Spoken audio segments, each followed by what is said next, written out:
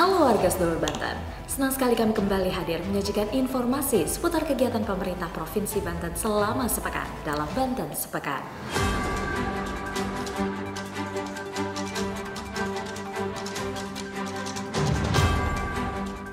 Kita masuk ke informasi pertama, memeriksa kesiapan personil menjelang pelaksanaan Pilkada 2024. Penjabat Gubernur Banten Al-Mukhtabar menghadiri gelar apel pasukan pengamanan Pilkada di Markas Korem 064 Maulana Yusuf. Hadir dalam kesempatan tersebut, Kapolda Banten Irjen Pol Abdul Karim dan Ketua KPU Provinsi Banten Muhammad Iksan. Seusai apel, Al-Mukhtabar mengapresiasi inisiatif Korem 064 Maulana Yusuf yang telah melaksanakan apel gelar pasukan tersebut. Atas hal itu, dirinya mengucapkan terima kasih atas persiapan yang dilakukan oleh TNI AD untuk memastikan Pilkada di Banten berjalan dengan aman dan lancar. Al-Mukhtabar juga menekankan pentingnya menjaga situasi kondusif selama seluruh tahapan Pilkada, mulai dari kampanye, pemungutan suara, perhitungan suara, hingga pelantikan. Dan Rem 064 Maulana Yusuf Brigjen TNI Firman Syafrial Agustus menambahkan, untuk memastikan pelaksanaan Pilkada di Provinsi Banten berjalan aman dan sukses, pihaknya akan melibatkan 1.600 personil di luar personil dari bawah kendali operasi atau BKO yang dilibatkan dari satuan-satuan lainnya. Kami berhasil mewawancarai dan Rem 064 Maulana Yusuf Brigjen TNI Firman Syafrial Agustus. Kesiapsiagaan seluruh jajaran TNI di Angkatan Darat khususnya di wilayah Korem 064 Maulana Yusuf. Adapun kegiatan yang dilaksanakan mengecek ke jumlah, kemudian mengecek kesiapan alat kelengkapan yang tentunya tidak bisa digelar di sini semua. Kesiapan mereka khususnya jaring komunikasi dan koordinasi antar satuan sehingga seluruh wilayah Banten itu dapat dilingkupi dengan koordinasi dengan baik. Kita beralih ke informasi selanjutnya. Pelaksana harian Sekretaris Daerah Provinsi Banten Virgoyanti mengapresiasi inovasi penurunan stunting oleh masyarakat dan stakeholder lainnya. Virgoyanti mengatakan penurunan stunting diperlukan kolaborasi semua pihak. Penurunan stunting harus dilakukan secara bersama maupun pentahelix antara pemerintah, masyarakat, hingga penggiat dan pemerhati kesehatan.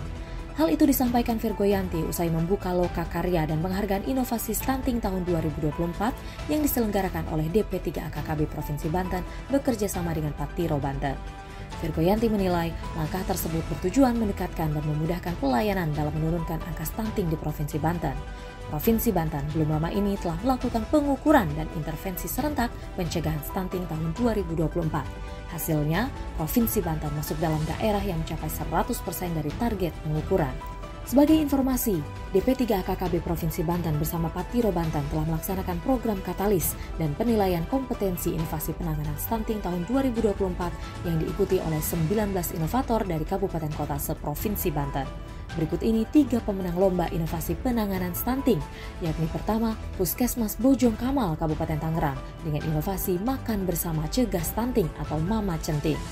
Kedua, TPPKK Kecamatan Cilegon Kota Cilegon dengan inovasi kepedulian masyarakat untuk stunting di Kecamatan Cilegon atau Kamus Cilegon. Serta ketiga, Puskesmas Labuan Kabupaten Pandeglang dengan inovasi bersama peduli atasi stunting atau beli anting. Pemerintah Provinsi Banten terus melaksanakan pembangunan untuk mendukung Geopark Nasional Ujung Kulon. Geopark Ujung Kulon dibangun dalam rangka pelestarian alam, memelihara warisan geologi, dan peningkatan ekonomi masyarakat. Sejak 10 November 2023, kawasan Ujung Kulon sudah ditetapkan sebagai Geopark Nasional. Penetapan ini akan meningkatkan kunjungan wisatawan ke Ujung Kulon. Selain itu akan menjadi pusat studi geologi, budaya, dan lain-lain yang mengundang kedatangan para peneliti dan akademisi. Dalam bidang infrastruktur jalan, pemerintah Provinsi Banten telah melaksanakan pembangunan jalan Tanjung Lesung Sumur dan saat ini sedang melaksanakan pembangunan jalan Sumur Taman Jaya. Dalam bidang pertanian, pemerintah Provinsi Banten sedang menggalakkan budidaya bawang merah. Selain itu, pemerintah Provinsi Banten juga sedang menyiapkan sumber daya manusia kreatif dalam hal kerajinan. Pihaknya terus melakukan pembinaan terhadap masyarakat untuk mengembangkan seni kerajinan, salah satunya membatik. Bupati Pandeglang Irna Narulita mengatakan, kawasan Ujung Kulon memiliki daya dukung yang mumpuni sehingga ditetapkan sebagai Geopark Nasional. Kawasan Ujung Kulon memiliki warisan geologi dunia seperti batuan endapan tsunami pada tahun 1883. memiliki keanekaragaman hayati yang langka di dunia, yakni badak cula 1. Selain itu, memiliki keanekaragaman budaya lokal serta beragam produk kreatif masyarakat. Kepala Badan Geologi Kementerian Energi dan Sumber Daya Mineral atau ESDM Muhammad Wafiq mengatakan, Geopark Ujung Kulon dapat meningkatkan citra Indonesia di mata dunia. Selain itu, merupakan pendorong ekonomi di daerah yang jauh dari pusat-pusat perekonomian. Informasi selanjutnya, Kabupaten Tangerang meraih juara umum pada MTQ ke-21 tingkat Provinsi Banten tahun 2024. Pengumuman juara diumumkan pada puncak penutupan MTQ ke-21 di halaman Masjid Raya Al-Bantani KP3B Curug, Kota Serang. Penjabat Gubernur Banten Al-Mukhtabar mengapresiasi para peserta kafilah yang telah berpartisipasi pada MTQ Banten tahun 2024. Pada kesempatan itu, Al-Mukhtabar juga berharap kepada pemerintah kabupaten kota untuk dapat terus melakukan pembinaan kepada para kafilah serta LPTQ Provinsi Banten untuk mempersiapkan calon-calon kafilah Provinsi Banten selanjutnya mengikuti MTQ tingkat nasional. Ketua Umum LPTQ Provinsi Banten Virgoyanti mengatakan pihaknya akan segera melakukan pembinaan bagi calon kafilah Provinsi Banten untuk mengikuti MTQ tingkat nasional ke-30 tahun 2024 yang direncanakan pada bulan September 2024 di Provinsi Kalimantan Timur. Selanjutnya, Virgoyanti juga berharap kepada calon peserta perwakilan Provinsi Banten pada MTQ tingkat nasional nantinya dapat terus berlatih dan mengembangkan kemampuannya. Hari Kependudukan Dunia tahun 2024, pemerintah Provinsi Banten berkomitmen mengoptimalkan jangkauan sarana pendidikan, infrastruktur jalan dan fasilitas kesehatan untuk meningkatkan SDM secara merata. Pada peringatan Hari Kependudukan Dunia tahun 2024 dengan tema menyatukan kekuatan data inklusif menuju masa depan yang tangguh dan adil untuk semuanya, dilakukan kick-off Pekan Pelayanan 100.000 Akseptor KB pasca persalinan dan peluncuran Population Clock Provinsi Banten. Dengan basis data yang kuat dan inklusif akan mempermudah dalam memformulasikan kebijakan agenda pembangunan. Oleh karena itu, penguatan sumber daya manusia atau SDM menjadi hal mendasar. Kepala Badan Kependudukan dan Keluarga Berencana Nasional atau BKKBN Hasto Wardoyo menuturkan, dengan data yang inklusif mampu membantu pemerintah dalam mengambil kebijakan yang tepat, sehingga diharapkan data inklusif tersebut dapat dimanfaatkan dengan sebaik mungkin. Hasto juga menekankan bahwa dengan data inklusif mampu mengetahui potensi-potensi dan bonus demografi di masing-masing wilayah, sehingga mempermudah pemerintah dalam mengambil kebijakan. Pada kesempatan itu juga dilakukan penandatanganan kesepahaman bersama tentang penguatan program pembangunan keluarga, kependudukan dan keluarga berencana, serta perjanjian kerjasama tentang fasilitas peningkatan kapasitas pelayanan keluarga berencana dan kesehatan reproduksi di program studi kebidanan yang dilakukan antara BKKBN dan Asosiasi Pendidikan Kebidanan Indonesia.